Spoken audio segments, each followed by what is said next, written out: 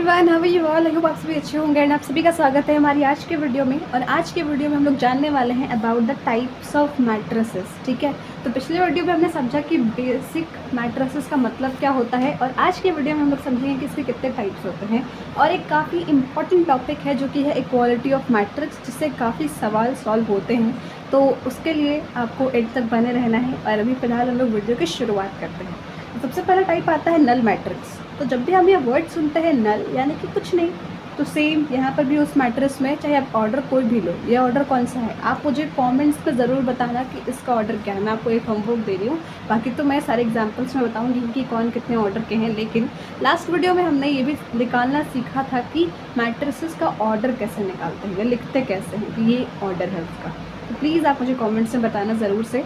And समझ लिया हमने कि इसमें जितने भी एलिमेंट्स होंगे सब जीरो होंगे, जीरो के अलावा कोई और एलिमेंट नहीं होगा, यानी कुछ नहीं है। ठीक है, अब उसके बाद सेकंड आता है स्क्वायर मैट्रिक्स। अब स्क्वायर मैट्रिक्स में आ जाती है बात कि ऐसा मैट्रिक्स जिसमें आपके नंबर ऑफ रोज़ होंगे वो कॉलम्स के बराबर होंगे। ठीक है, तो यहाँ पर हम लोग एक एग्जाम्पल ले लेते हैं। जैसे कि मान लीजिए मैंने एक मैट्रिक्स बनाया, ये आप वैल्यू कुछ भी दे सकते हैं अंदर ABCD समझने के लिए, बट फिलहाल हमें इसका ऑर्डर चेक करना है।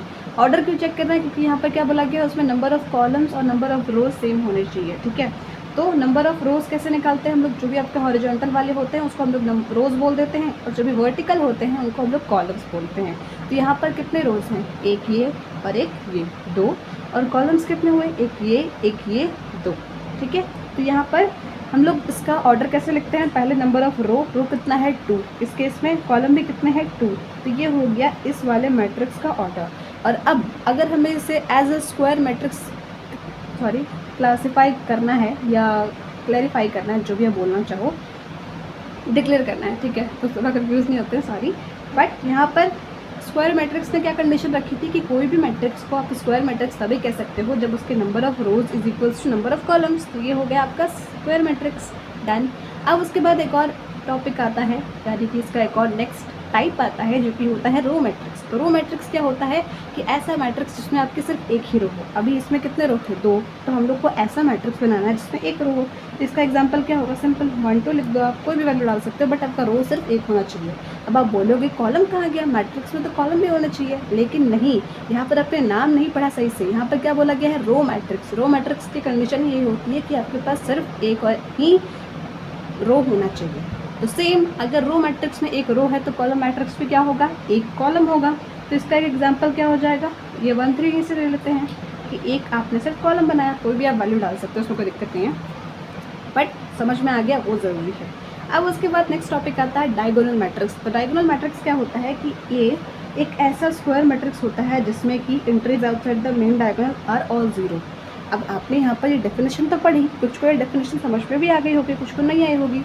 तो अब हम इसको समझने की कोशिश करते हैं आसान भाषा में। ठीक है, तो यहाँ पर सबसे पहले आप इसका डेफिनेशन पढ़ो तो क्या लिखा हुआ है? Square matrix. बाकी की चीज़ों को छोड़ दो, लेकिन यहाँ पर स्क्वायर मैट्रिक्स लिखा हुआ है। और अभी हमने पढ़ा कि स्क्वायर मैट्रिक्स क्या होता है, जिसमें ऐसा एक मैट्रिक्स जिसका number of rows is equals to what? Number of columns. तो यही एक हम लोग एग्जाम्पल ले लेते हैं। नहीं, डायगोनल है तो ये सेम एग्जाम्पल नहीं होगा। क्यों? क्योंकि सिंपल डायगोनल मैट्रिक्स का मतलब ये होता है कि जो भी आपके डायगोनल एलिमेंट्स होंगे ना, वो कुछ भी हो सकते हैं, 1 2 3 4 5 6 या माइनस में प्लस में, कोई दिक्कत नहीं है। लेकिन उसके अलावा जो डायगोनल के अलावा एलिमेंट्स होंगे वो आपके ज़ीरो होंगे। आई होप आपको समझ में नहीं आएगा क्योंकि थोड़ा कन्फ्यूजन लग रहा होगा। बट यहाँ पर एक एग्जांपल ले लेते हैं 3 × 3 का, यानी 3 रो 3 कॉलम। तो यहाँ पर ले लेते हैं हम लोग जैसे 1 2 3 0 0 0 0 0 0। यस, यहाँ पर मान लो माइनस में ले लिया। ठीक है, यानी कि ये जो डायगोनल मतलब क्या होता है? जैसे तिरछे होता है ना, वो उसको हम लोग डायगोनल बोलते हैं। तो डायगोनल मैट्रिक्स कहता है कि कोई भी आपको एक स्क्वायर मैट्रिक्स लेनी है। स्क्वायर मैट्रिक्स कैसे हो गई है? क्योंकि यहाँ पर 3 रोज़ हैं और 3 कॉलम्स हैं। तो डायगोनल के केस में आपको स्क्वायर मैट्रिक्स लेना कंपलसरी है।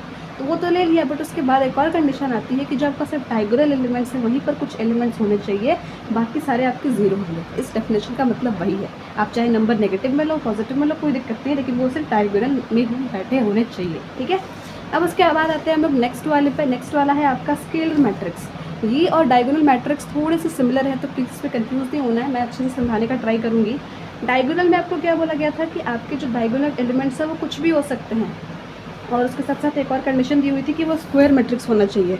लेकिन जब हम लोग स्केलर की बात करते हैं तो स्केलर क्या बोलता है कि स्केलर भी आपका एक तरीके का ही डायगोनल का सब पार्ट है, लेकिन इसमें कंडीशन बस थोड़ी सी चेंज हो जाती है। वो ऐसे कि डायगोनल में आप डायगोनल वाले एलिमेंट्स में जो ऐसे वाले एलिमेंट्स से तिरछे, उसमें आप 1 2 3 -1 -2 कुछ भी लिख सकते थे। लेकिन स्केलर बोलता है कि आप जब भी स्केलर मैट्रिक्स बनाओ तो जो आपके डायगोनल एलिमेंट्स हैं वो सारे सेम होने चाहिए।